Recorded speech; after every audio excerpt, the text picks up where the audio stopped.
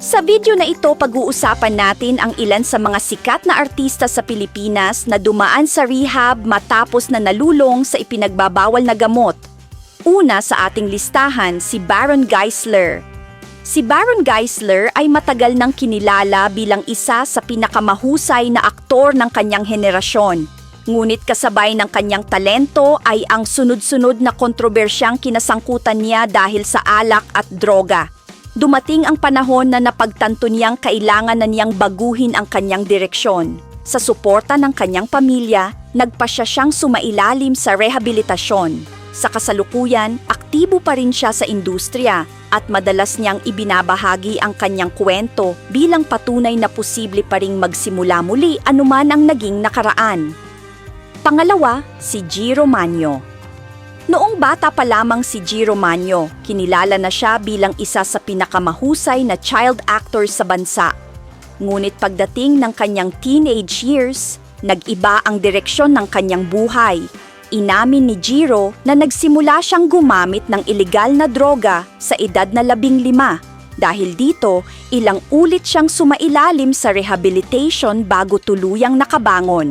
Sa halip na bumalik agad sa showbiz, pinili niyang gamitin ang kanyang sariling karanasan upang makatulong sa iba.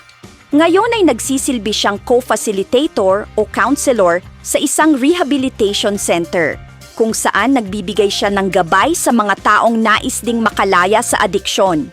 Pangatlo, Soliman Cruz. Hindi alam ng marami na bago makilala bilang isa sa pinakamahusay na character actor sa bansa, dumaan muna si Soliman sa napakahirap na yugto ng kanyang buhay. Dahil sa pagkalulong sa ilegal na droga, nawalan siya ng direksyon at umabot pa sa puntong naging palaboy sa lansangan. Inamin niya na sa umpisa sinubukan niya lang gumamit pero di niya napansin na na-addict na pala siya dito. Ilang beses siyang sumailalim sa rehabilitation bago niya tuluyang nalampasan ang kanyang pinagdaanan. Pagkaraan ng maraming taon ng pagsusumikap, nanatili siyang drug-free at naging isa sa mga pinakarespetadong aktor sa independent at mainstream cinema. Number 4, J.M. De Guzman.